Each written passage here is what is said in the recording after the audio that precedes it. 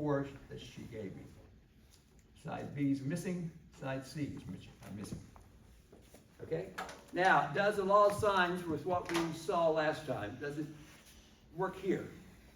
In other words, guys, I think we had law of signs to be something like this. I think this is the version I gave you guys.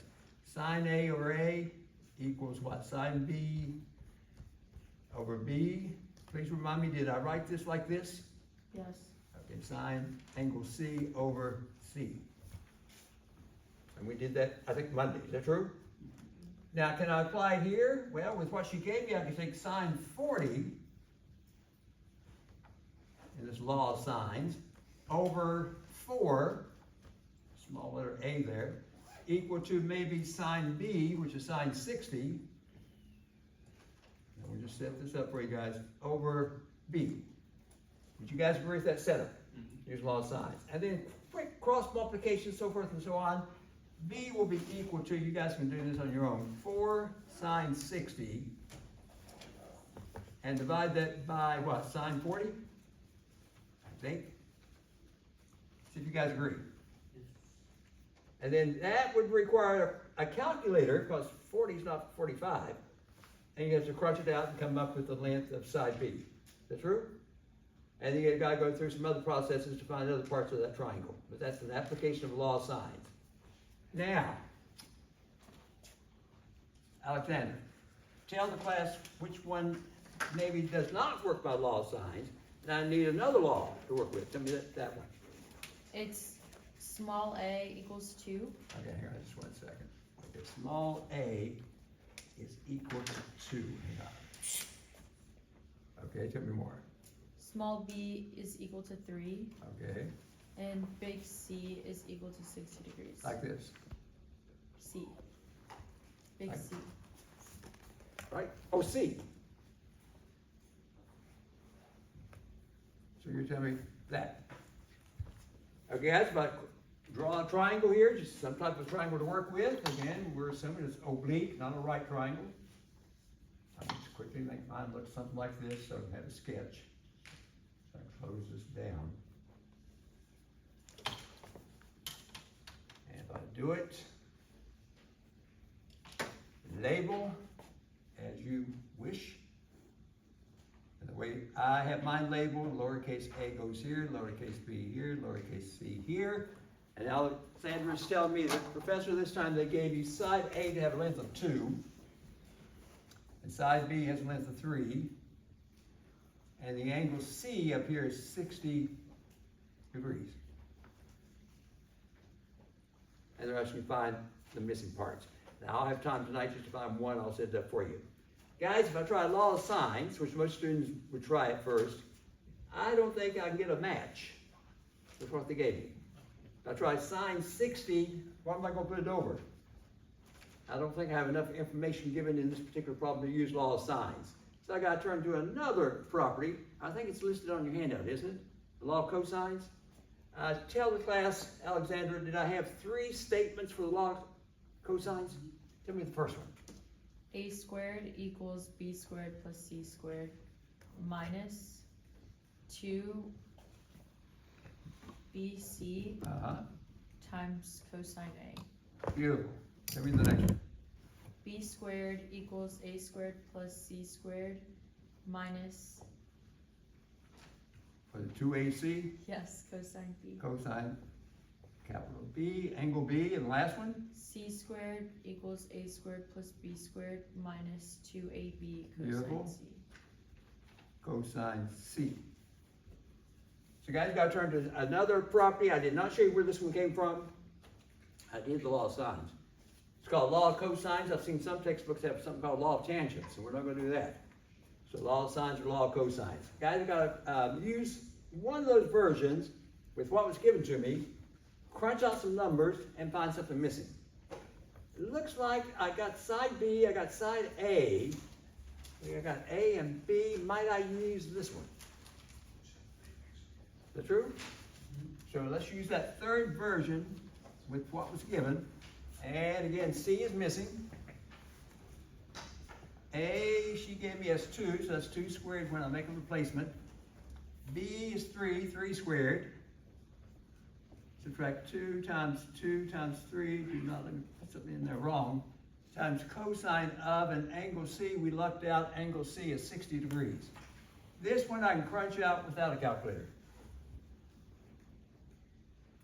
Okay, so I just place my numbers into that particular version, which works out well for me here. Now, when I crunch this out, this is C squared is equal to, what is that, 4 plus 9. I think it's a 12. Now, the reason we lucked out, guys, what is the cosine of 60 degrees? That is a unit circle angle. Does anyone recall what cosine of 60 degrees is? 1/2. Thank goodness, 1/2. So we end up with C squared is equal to 4 plus 9, subtract, looks like 6 if I made no mistake there, after 12. Put all that together, C squared is equal to 13, subtract 6, what is that, 7? And there's the length of side C, that's radical 7. Are we okay? That's just an application of the law of cosines. Did I make a mistake somewhere? Is it radical 7, guys? Okay. Now, I'm not going to do it though, for the lack of time. Billy, if they say no, solve the triangle completely, find everything. Could you tell the class how maybe could I, if I have enough information here, how might I find maybe angle A? Right here, it's missing also. Are you asking me directly? Yeah. Okay, anyone. Everything you said. Yeah, how can I find angle A? Give me an idea. I just threw it out there. Use sine law. Now, can I use law of sines now? After I went through law of cosines and found that missing part, hoping I could have the radical 7 correct, could I now apply law of sines? And if I want angle A, guys, I could do what? Sine of A, angle A, over lowercase a, which is 2, and then sine of what? 60? Over this radical 7. Could I do that? Match them up like that, use law of sines. Quick cross multiplication, I'll do it real quickly. You're going to end up with sine A is equal to, I'm going to do it real quickly, 2 sine 60 divided by radical 7. And then, of course, you know that sine 60, I think, what is that, radical 3 over 2. You can put that in there, finish it up. And then do what, though, with the help of a calculator? What would you have to do to eventually get A itself? You go ahead and crunch that out the best you could using a calculator. And then what would you have to do now to find out the size of angle A? You have to do an inverse sine on that to do it, okay? Now, before I leave it, this is me leaving this chapter pretty quickly here. This last version of the law of cosine, which right now you say, Professor, just by memory, you tell me I need to know those. You do, just in case. The last version is a little special. It says C squared is equal to A squared plus B squared. Well, that sounds much like what at the beginning? Pythagorean theorem. Now, when does C squared equal to A squared plus B squared work? What type of triangle does that work on? Right. Only a right triangle. That means undoubtedly, in that law of cosines, version 3, this angle C must be representing, or if it is representing, a right angle. What's the cosine of 90? What's the cosine of pi over 2? What's the x-coordinate at 90? 0. Would that drop out if this were 90? Yeah. Would that be 0, which drops out this entire term? So are you left with Pythagorean theorem? So I could use that third version of the law of cosines. See what happens when angle C is 90, which is a right triangle. It drops out. Cosine 90 is 0, turns into right what I want, Pythagorean theorem, with the help of the law of cosines. Now, I see something at the bottom there. It says find the area of what? The shaded region. We're going to hold off on that. I'll look at that with you on Monday. Now, is that it for all those worksheets? I think. Did I also get a start on chapter 11, just a brief start on sequences? Yeah. Okay. Okay, guys, let's try to close this down. Here we go. Now, since you have the handouts for sequences, I'm checking how much time I have here. I need the time to get done what I need to get done here. First, let me ask for class, please tell me. Did you guys get a handout Monday that had section 11.1 on it that looked something like this? At 11.1, then there was also something on the back. Okay, I need to look at that with you, both sides, then I'll feel good. Alex, you weren't here with me? Can I get the two worksheets off? Yeah, did you send these worksheets out? Sorry. Okay, so he's gonna send it out to you. Okay. And in fact, if I'm having hard copies, I'll get the copy to you. Okay? So guys, we're looking at this. Okay? Yes, Bella. Is Monday our last day? It's the last day of class.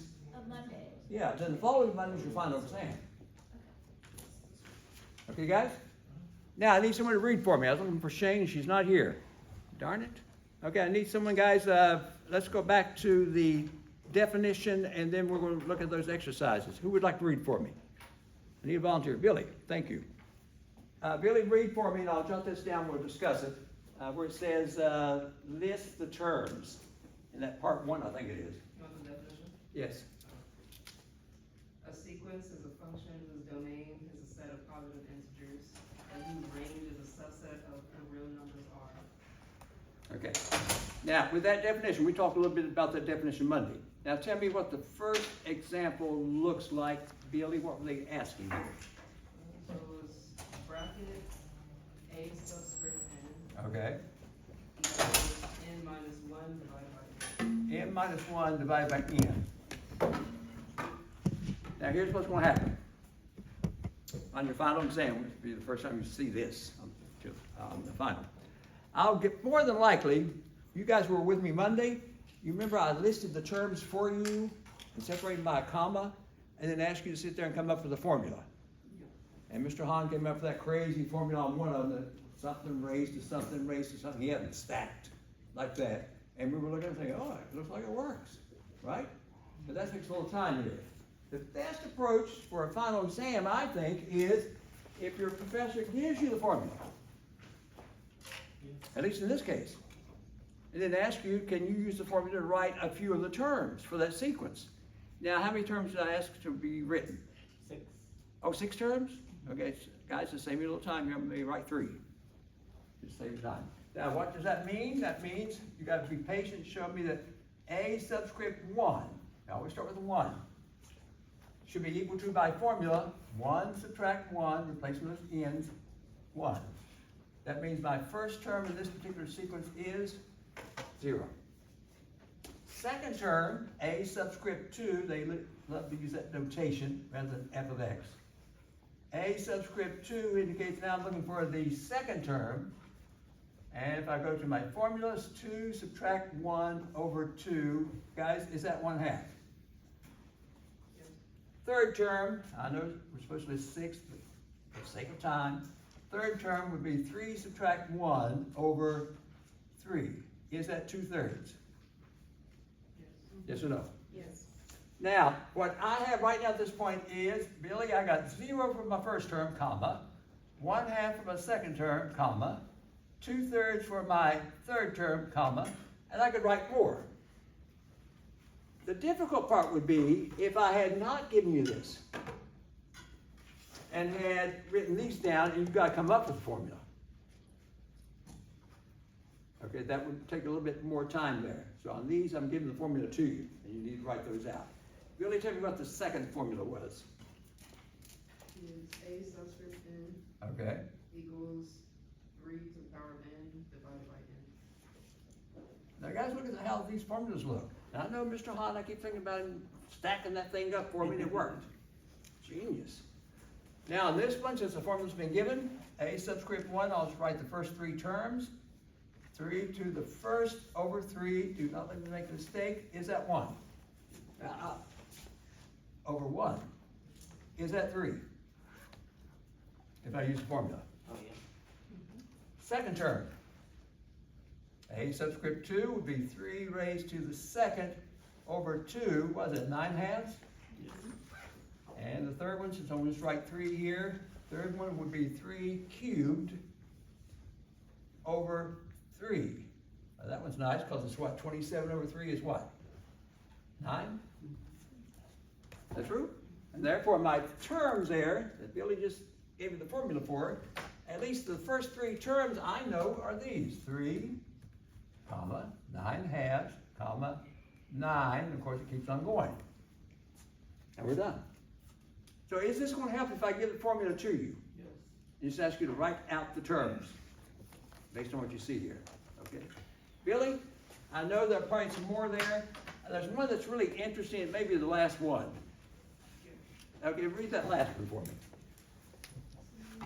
-1, power of n minus 1. Okay, now a subscript n, -1 raised to the what? It doesn't have a subscript n. Oh, it doesn't? No, What does it have? it's just -1. Yeah, it's got brackets. -1 raised to something?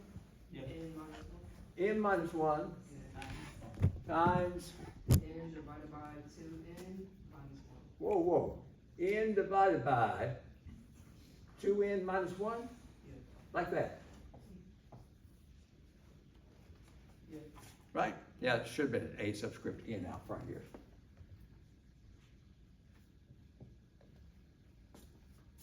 And they're asking to write some terms here. Let's write the first 3 terms, guys. No matter how strange it looks, let's see if we can get the terms out or written out. A subscript 1, here goes with what she gave me, would be -1 raised to the 1 subtract 1, just a substitution. 1 over 2 times 1 minus 1. Wow. This becomes -1 raised to the 0, doesn't it? Which is 1. Anything raised to the 0. And this is what? Times 1 over, what's that, 1? Is the first term 1?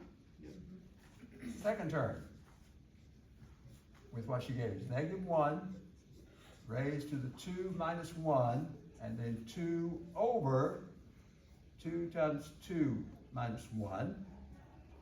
Guys, this time I get -1 raised to the what? First, which is -1. I'll just place it, negative sign. Inside there is 2 over 3, isn't it? So it's a -2/3 altogether. Let's write one more. Third term of this sequence. A -1 raised to the 3 minus 1, and 3 over 2 times 3 minus 1. That's a -1 raised to the second, which is going to turn into a +1. Inside there is 3 over, help me, 3 over 5, is it? Is that true? Now for the first 3 terms, I have these. 1, -2/3, 3/5, and of course it goes on forever. If there's no mistakes, those are the first 3 terms. I cannot imagine, not even me, if I had given you the red first. Not this. This is missing.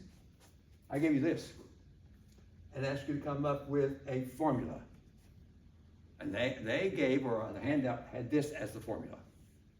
And guys, if I had time to sit there and look at it, I probably could.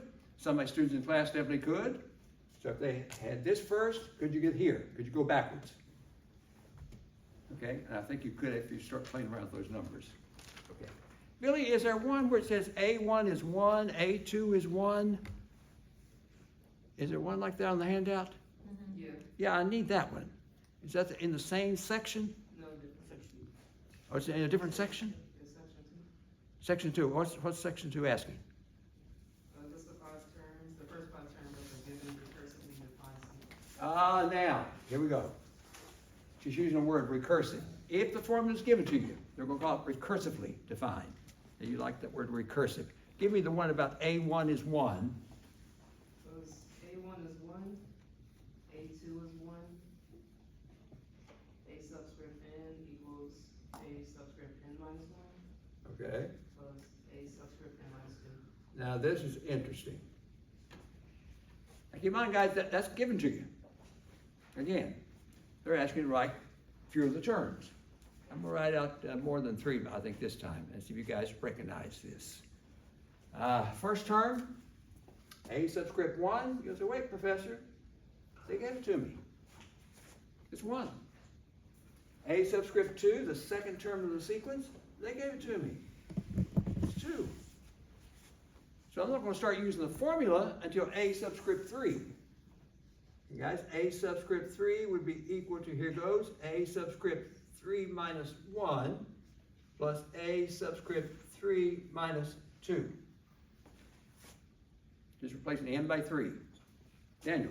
I think A substrate. Right here, right here. Sorry, I'm talking fast here. 1. These were given to me. Thank you, Daniel. So this A subscript 3 is equal to, if everything's been placed correctly, A subscript 2 plus A subscript 1, yes or no? Now, what should I do now? Well, they gave me A subscript 2. That's 1. They gave me A subscript 1. That's a 1. Therefore, this A subscript 3, my third term, is merely a value of what? 2. Let me list it right here. Now I'm going to try another one here. A subscript 4. Daniel, watching up, don't let me make a mistake here. A subscript 4, my formula is A subscript 4 subtract 1, just using the formula. A subscript 4 subtract 2, that's A subscript 3, A subscript 2. Now guys, A subscript 3 that's the one I just discovered. What is that? 2. And A subscript 2, 1. Add them up, I get what? 3. Yes or no? I'm going to try one more. Then we'll jot down my terms and see if you guys recognize it. A subscript 5. Oh my goodness, let's put it over here. If I use my formula, it's A subscript what? 5 minus 1 plus A subscript 5 minus 2.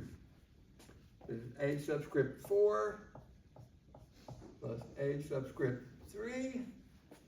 Ignacio, A subscript 4, is that the one I just found here? Yes. That's 3. And plus A subscript 3 we found earlier to be a 2. So I get a 5. And I could do this all day. That would be your final exam. Just keep doing it. Just keep writing these. Now if I place these in order, what do I have? Well, I have 1 given to me. 1 given to me. I found the third one to be a 2 for a value. Next one was a, what, 3? And my fifth term was a 5. And this is supposed to go on forever. Have we seen this sequence before, like on Monday? Yes. Yeah, and the strange thing about this sequence was when I listed this for you on Monday, the relationship is if you take the first 2 terms and add them up, you get 2. You take these 2 terms and add them up, you get 3. 2 plus 3 gives me a 5. 3 plus 5, I would expect the next term to be what? 8. 3 plus 5 is 8. And what? 5 plus 8 is what? 13. And it continues like that forever. That's the Fibonacci sequence. Mathematician, Mr. Fibonacci. To work with. But they gave it as, Billy read this to me, as what they call a recursive way to find it. Where they give you some values to work with. Okay, Billy, what else is on the handout there? Or are we finished? No, there was another example from the second section. From where they ask you to write the terms out again? Yeah. Read it to me and let's see how difficult it might be. A subscript 1 equals -2. A subscript n equals n plus a Ooh, subscript n I minus need that one. Hang on. Down the handout, Billy, read that to me again. A subscript 1 is what? -2. -2, definitely read this, okay? A subscript n equals n plus a subscript n minus 1. Nice. And then they're asking you to write out as many terms as they ask there, probably 6. Guys can probably write out the first 3. Keep in mind, the first term has been given. A subscript 2, be very careful. I gotta give you the formula. They call it recursive formula. Here's my formula. So if I replace n by 2, this becomes 2 times a subscript 2 minus 1. Or 2 times. A subscript 2 minus 1. And that would be a 2 2 times a subscript 1. Is that true, guys, when I finish it up? No, it's n plus Subscript n minus one. Okay, where was it? a subscript n. It's Right here. n, yeah, n plus a. Oh, is there more to this? No, you have n times a subscript n minus one. Yeah. It's n plus a subscript n minus one. Oh, plus in between? Uh-huh. Oh, right here. Like that. Mhm. I'll copy that wrong. So you guys are saying this is probably then plus. Let me correct that right now. I copied that wrong. A subscript, what was this, 1? Is that what you guys are telling me? So now it's what, 2 plus a negative 2? 2 minus 1 is 1. Is that true or not? Now I'm lost. Yeah, I know. 2 plus negative 2 equals 3. Okay, is that, so far so good? Yes. Is it now this? Because A1 was negative 2, right? Is it that now? Yep. So is that going to get my second term to be a 0? Okay. Now, I know here. A subscript 3, watch, because I'm trying to get through all this. If I use this formula correctly now, it's 3 plus, there, A subscript 3 minus 1, 3 plus A subscript 2, and I just discovered A subscript 2 was a 0. Please do I get 3? Jeez. Yes or no? You guys, you follow that, if I follow the formula? Now, I've written the first 3 terms. I hope they're written correctly. I got negative 2, of course, was the first one. 0, and then 3, and of course, you can write more. You guys agree?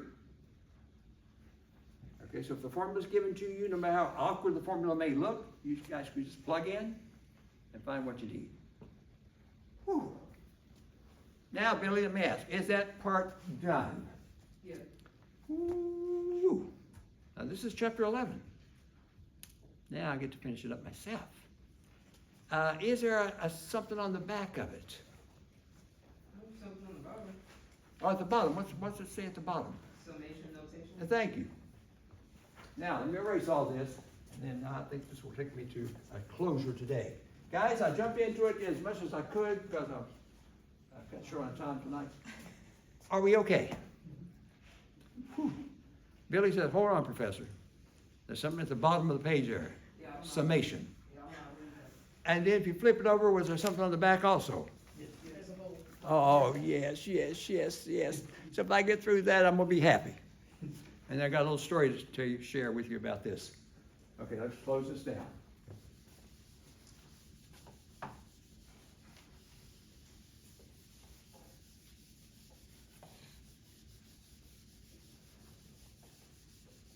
Hey guys, the reason I ask students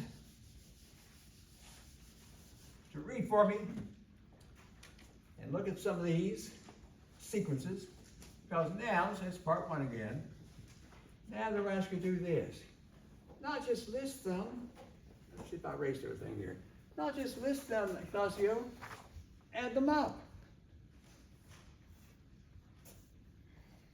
Here, where are they? Look at this. Add these up to a certain point, and they'll tell you at what point they want you to stop. Add them up and get a sum. And that's called summation. Now, if they want you to do that in pre-calc, they have a notation.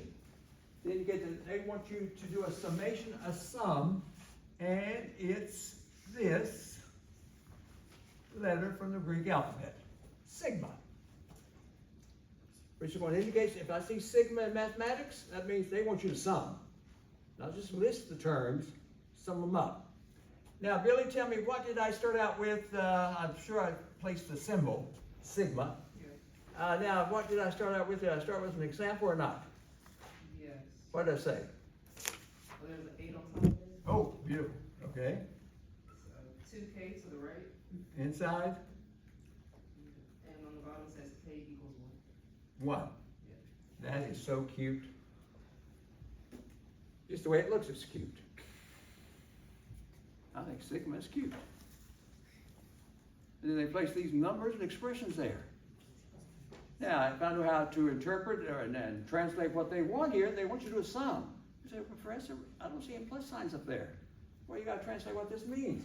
They want you to start at the base of this sigma and sum up all the way through 8 using this formula. In other words, guys, it's gonna look like this.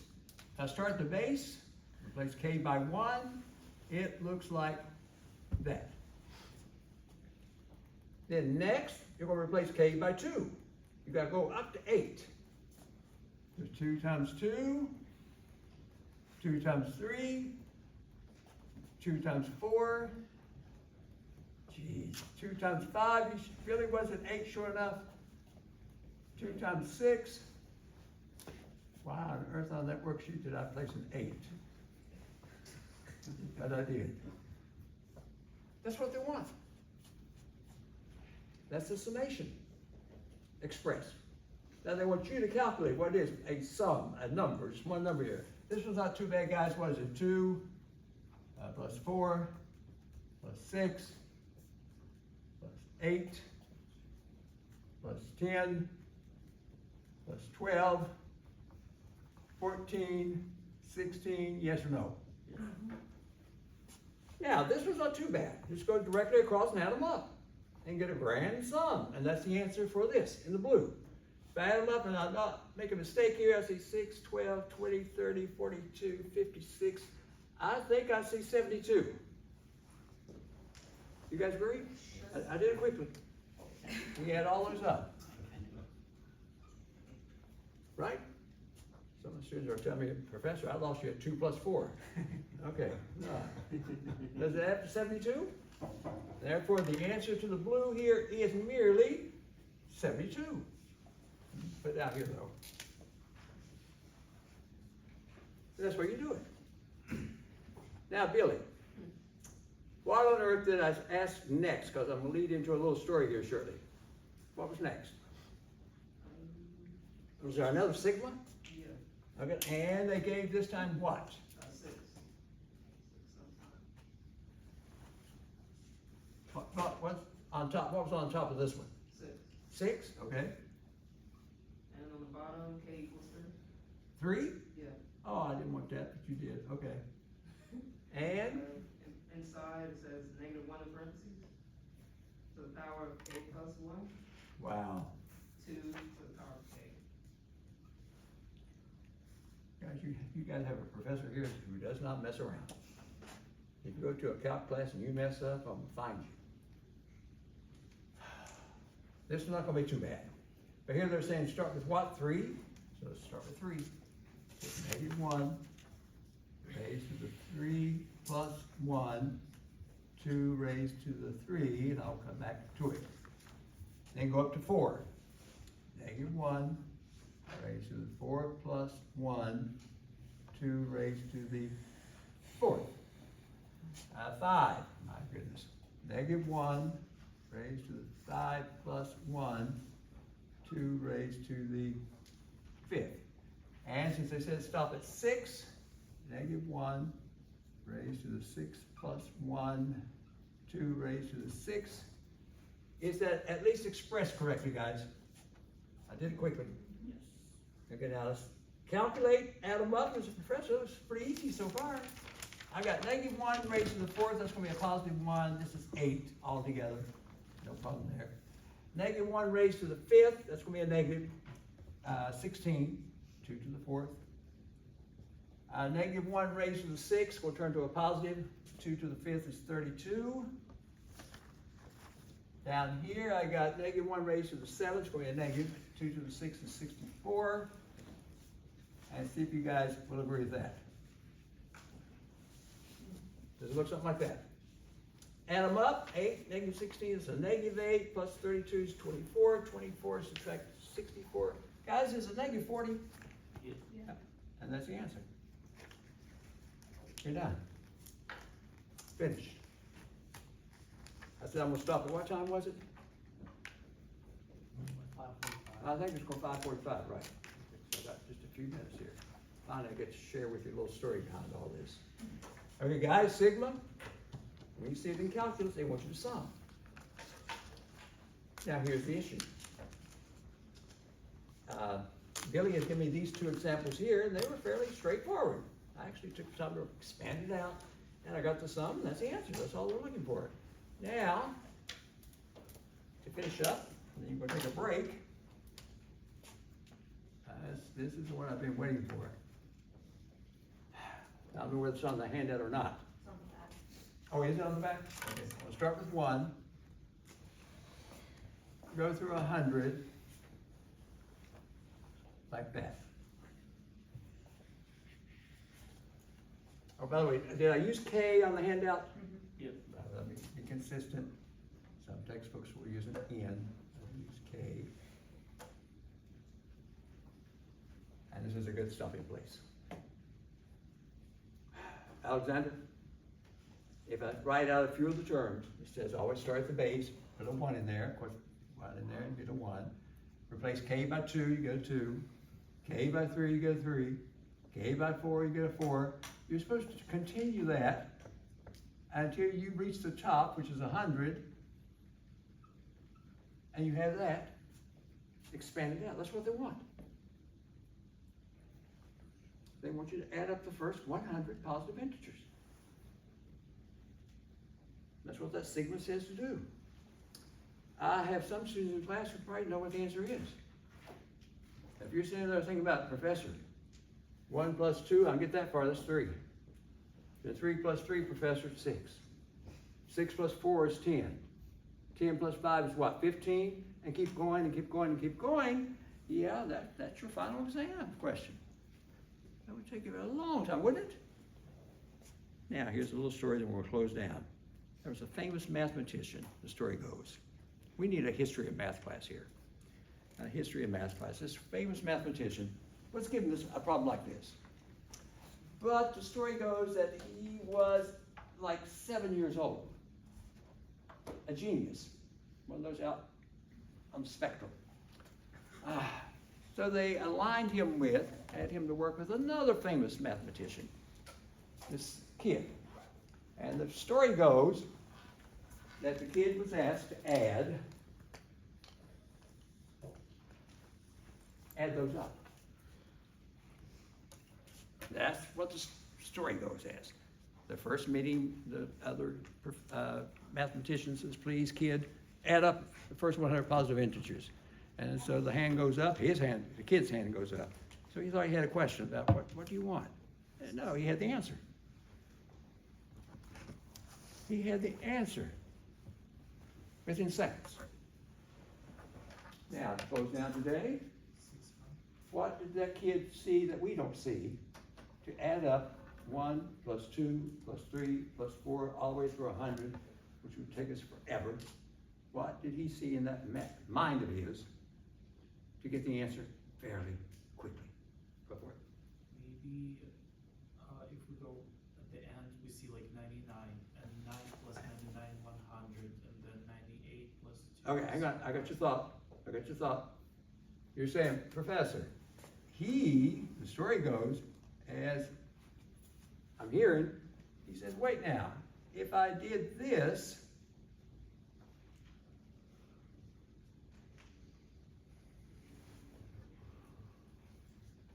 in the red there, shouldn't I get the same answer? This kid's smart, right? Should I get the same answer if I add backwards? Yes. And then all of a sudden he notices he's got the blue there staring at him, where he's using blue back then. And the red, he says, oh, those should be the same answer. So this is a sum. And you say, wait now, this is also a sum. That's true, guys? Either one's going to work, but still, what's the grand total? We don't know what that is. But then he notices something going on. Hold on.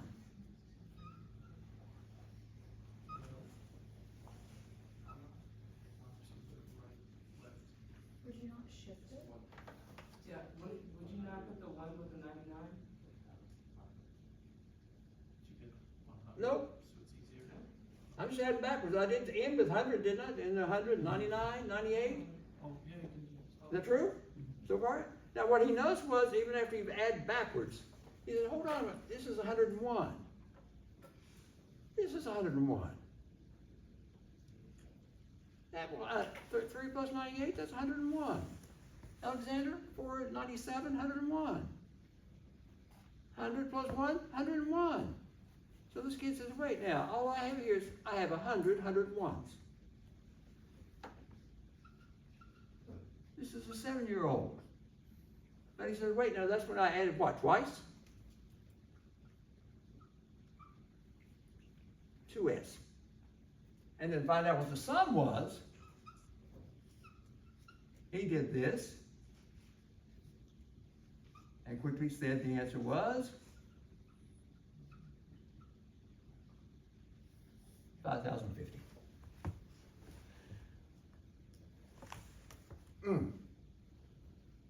So what's the answer for this right here that Billy read to me? This is, oh, I don't think that was on the handout. 5,050. It may have been on there. Now, please tell me, close down before you take a break. Wasn't that clever?